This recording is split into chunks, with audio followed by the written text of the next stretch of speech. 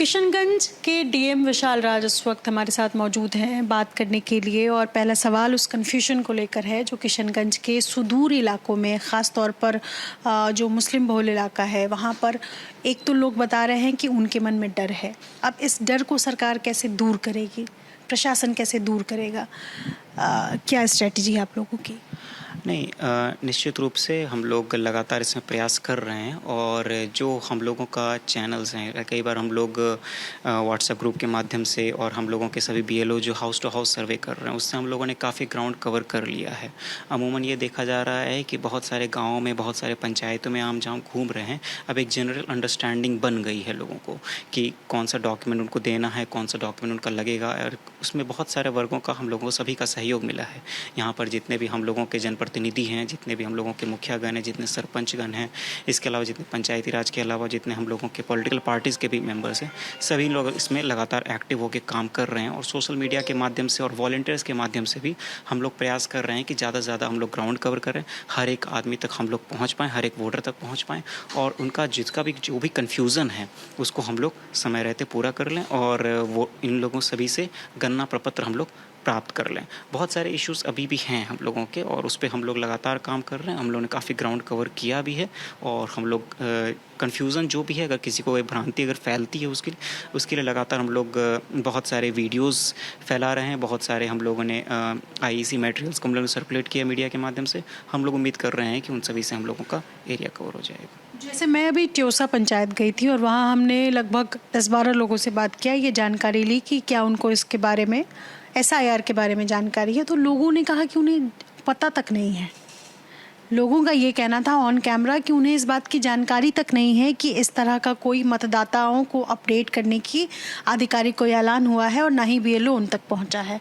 और इसके साथ साथ एडिशनली मैं ये जोड़ना चाहूँगी कि उनका ये भी कहना है कि हम मजदूर हैं, हमारे बच्चे बाहर काम कर रहे हैं, हमारे लिए एक तो हमारे पास वक्त नहीं है कि हम 25 जुलाई तक सब कर पाएँ।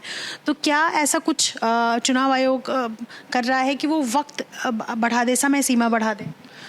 हम लोगों का वर्तमान जो समय सीमा है, हम लोग निश्चित रूप से उसी में प्रयास करने का, उसी में कार्य पूरा करने का प्रयास करेंगे। जो आप बात कर रहे थे पर्टिकुलर पॉकेट्स, कुछ पॉकेट्स ज़रूर निश्चित रूप से मैं मानता हूं कि अभी भी कुछ पॉकेट्स हैं जहां पर लोगों तक हम लोग नहीं पहुंच पाए हैं। तो हम लोगों ने बहुत सारा ग्राउंड, मैंने फिर से कहा था कि हम लोगों ने काफ़ी एरियाज़ हमने कवर किया है। बहुत सारे लोगों को अब जनरल अंडरस्टैंडिंग हो गई है, लोग खुद से वॉलंटियर कर रहे हैं। एक ऐसा माहौल बन गया है जिसमें लोग खुद से प्रयास करते हैं कि हम दूसरों की भी मदद करें। खुद का अब आज से हम लोगों का सेल्फ अपलोड का भी स्टार्ट हो गया है सिस्टम। लेकिन कोई भी मतदाता हैं जो कि खुद से अपना इन्विटेशन फॉर्म खुद से ऑनलाइन भर सकते हैं voters.eci.gov.in पे। तो उससे भी बहुत सारे लोगों को अब उसमें लोगों को इंटरेस्ट आया है कि उसमें पता चल रहा है कि खुद से भी भर सकते हैं। तो लोग खुद से भर भी रहे हैं और दूसरों को भी पहुंचा रहे हैं बातें, दूसरों को भी बता रहे हैं। तो उससे ऐसा हो रहा है कि एक अच्छा खासा माहौल बन रहा है, लोगों को सपोर्ट मिल रहा है। जो लोग बहुत ज़्यादा सक्षम नहीं है, जो उतना टेक्नोलॉजिकल चीज़ें नहीं समझ पाते हैं, जो बहुत सारी चीज़ों की जानकारियाँ नहीं रखते हैं, तकनीकी जानकारियाँ, तो उन लोगों को भी इसमें मदद मिल रही है। तो जो ऐसे पॉकेट्स बचे हुए हैं, हम लोगों का पूरा प्रयास इसमें यही है, और हम लोग इनफैक्ट अभी यही प्रयास कर रहे हैं। पिछले 2-3 दिनों से बहुत सघन तरीके से ड्राइव ये चल रहे हैं कि जो ऐसे छोटे छोटे पॉकेट्स हैं हम लोगों के, जहाँ तक अभी भी लोगों तक हम लोग नहीं पहुँच पाए, उसको हम लोग तेज़ी से 1 से 2 दिन के अंदर ही कवर कर लें। मैं प्रशासन की तरफ से समझना चाहती हूँ कि आप लोगों के लिए क्या चुनौतियाँ आ रही हैं। एक तो समय सीमा के अंदर ये सारी चीज़ें कर लेनी है, दूसरा फॉर्म भी लोगों तक अभी तक नहीं पहुँच पाया है, तो किस तरह की चुनौतियाँ हैं?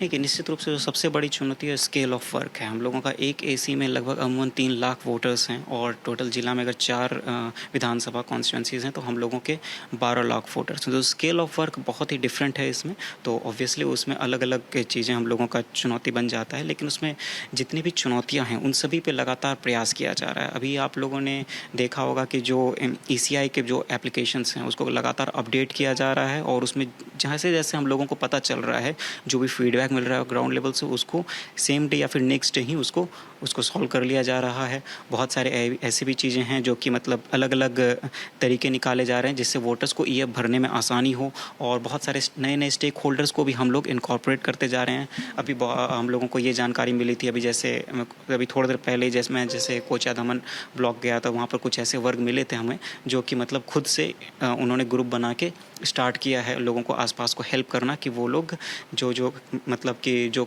लोग समझ नहीं पा रहे हैं उन सब का डॉक्यूमेंट लेके उसको बीएलओ तक पहुंचा रहे हैं और उनको अपलोड भी करवा दे रहे हैं। तो इस तरह से इन जनरल हम लोग प्रयास कर रहे हैं कि जो ऐसे जो चुनौतियां हैं जो हम लोगों की, उनको हम लोग समय रहते हम लोग पूरा कर लेंगे उसको। बहुत शुक्रिया हमसे बातचीत करने के लिए। अपने सहयोगी अब्दुल करीम और निरंजन के साथ नितिश्री, एबीपी न्यूज़, किशनगंज।